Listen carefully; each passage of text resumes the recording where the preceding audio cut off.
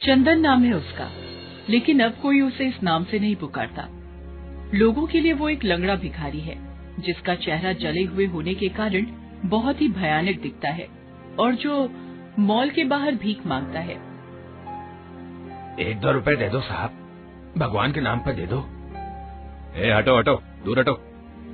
चंदन के कटोरे में कोई कुछ पैसे डालता तो कोई उसे देखकर नाक भौं सिकोड़कर आगे निकल जाता, तो कोई उसे दुत्कार देता। कहते हैं जीवन बहुत बड़ा जादूगर है, अगले पल में ये कौन सा जादू दिखाकर आपको चकित कर देगा, ये किसी को नहीं पता। चंदन के जीवन में भी ऐसा ही कुछ घटा था। आज से 1.5 साल पहले वो बिल्कुल भला चंगा था।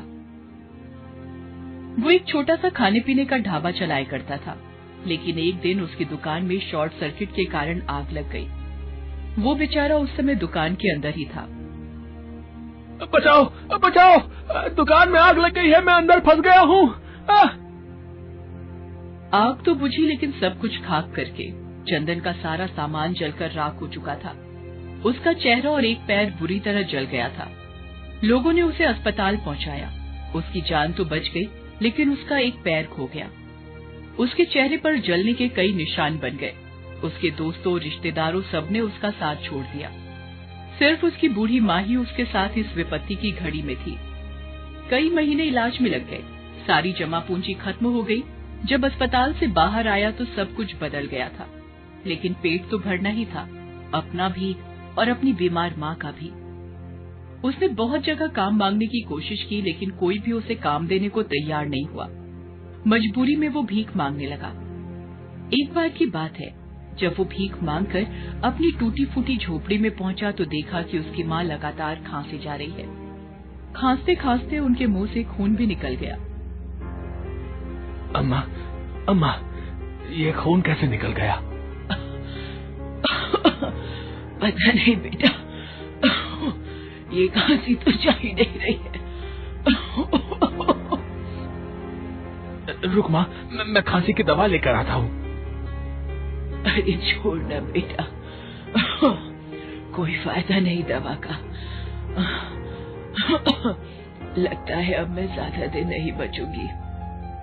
ऐसा मत बोल माँ, तू ही तो जीने की हिम्मत है, तेरे बिना तो सब खत्म हो जाएगा माँ।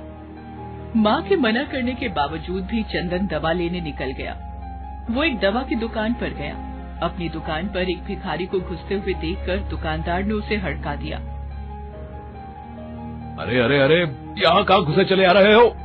ये कोई भीख मांगने की जगह है, चलो भागो यहाँ से। भैया, मैं भीख मांगने नहीं आया हूँ, मुझे दवा लेनी है। भैया, मेरी माँ को बहुत खांसी हो रही है, आज तो खांसते खांसते खून भी निकल आ रहा है। अरे तब तो उन्हें अस्पताल ले जाओ, ये तो कोई गंभीर बीमारी है। भैया, कल मैं उन्हें पास के सरकारी अस्पताल ले जाऊंगा, अभी कोई भी खांसी की दवा दे दीजिए ना। कौन सी दवा दे दूं, जिससे मेरी माँ की खांसी ठीक हो जाए? भैया, दुकानदार ने चंदन की जिद पर एक दवा बोतल निकाल कर दे दी। ये लो, 50 रुपए दो। 50 रुपए? चंदन ने जेब में हाथ डाला और पैसों को एक एक करके गिनने लगा, लेकिन वो 15 रुपए ही थे। भैया, मेरे पास तो 15 रुपए ही है, अभी मुझे ये दवा दे दो ना, बाकी के पैसे मैं कल दे दूंगा। क्यों, कल तेरी लॉटरी लग जाएगी क्या बे भिखारी? चल चल, बहुत देखे तेरे जैसे। मैं यहाँ धंधा करने बैठा हूँ, मुफ्त में दवा बांटने के लिए नहीं बैठा। पहले पैसा लाओ फिर दवा ले जाओ। चल भाग यहाँ से, न जाने कहाँ कहाँ से चले आते हैं दिमाग खराब करने। चंदन निराश होकर दुकान से निकल गया। वो पूरे रास्ते यही सोचता रहा कि इंसान के पास पैसा नहीं है तो उसकी इज्जत कोई नहीं करता। बिना पैसों के ये दुनिया नहीं चलती। एक न एक दिन लोग मंदिर से भगवान की मूर्ति भी निकाल देंगे और पैसों की पूजा करनी शुरू कर देंगे। वो अपने घर पहुंचा। उसकी माँ सो गई थी, लेकिन वो बेचारी नींद में भी खांस रही थी। उसे देखकर चंदन मन ही मन सोचने लगा, हे ईश्वर, मेरी मदद करिए, मुझसे मेरी माँ की हालत नहीं देखी जाती। मेरी मदद करिए ईश्वर, मेरी मदद करिए। अगले दिन चंदन अपनी माँ को पास के सरकारी अस्पताल लेकर गया। डॉक्टरों ने उसकी माँ की जांच की। जांच के बाद उन्होंने जो बताया, उससे चंदन के पैरों के नीचे की जमीन खिसक गई।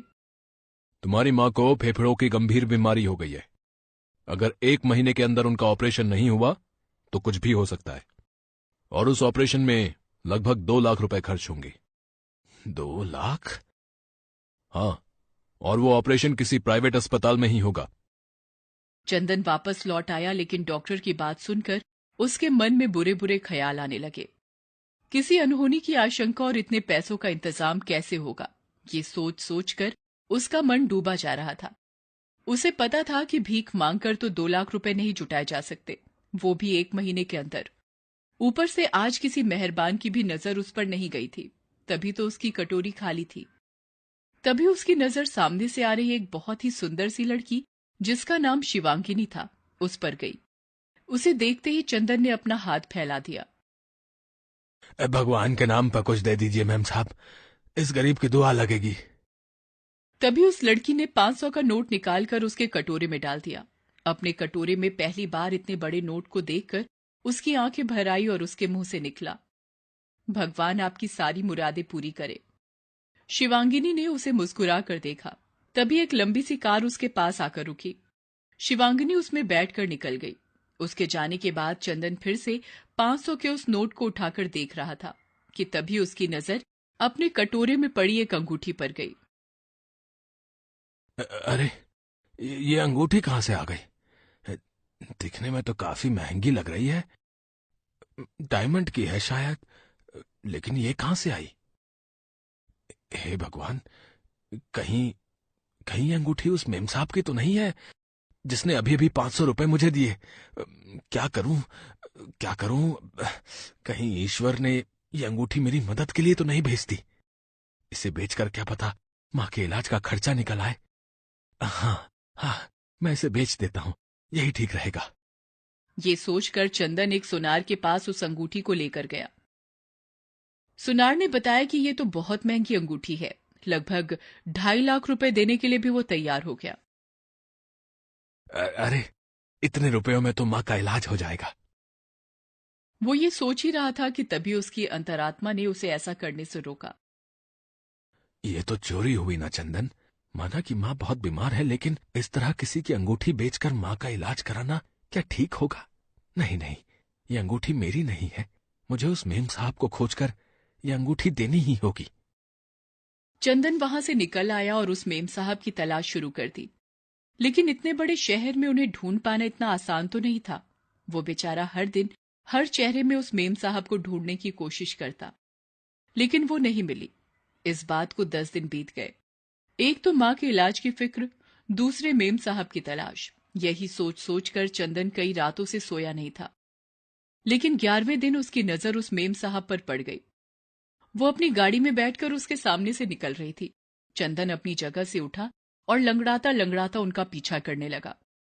कुछ ही दूरी पर वो कार एक बड़े से अस्पताल के बाहर रुकी और वो उस अस्पताल में दाखिल हो गई।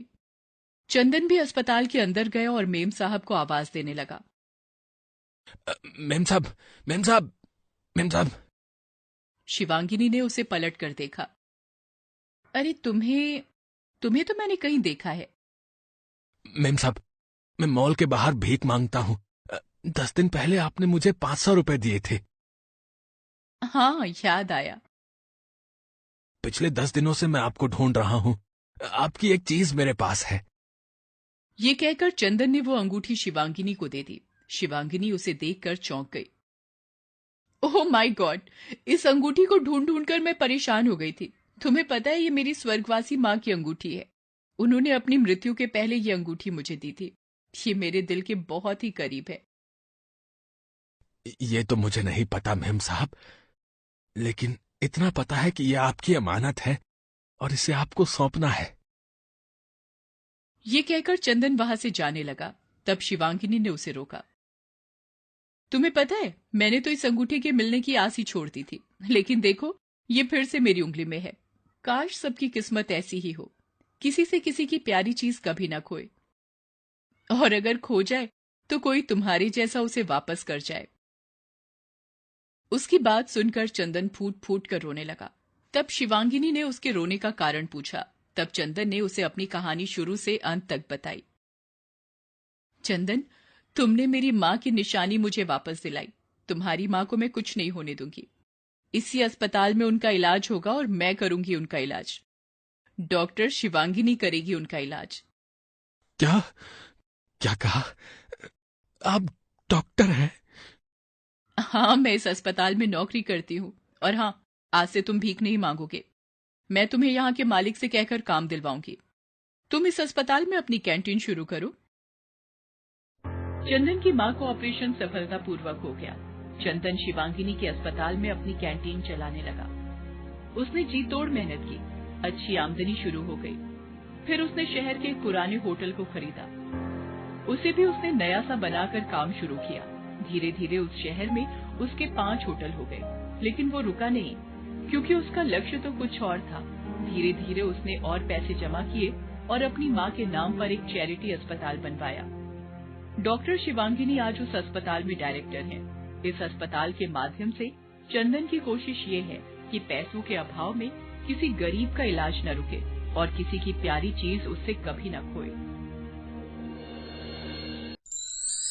Thanks for watching.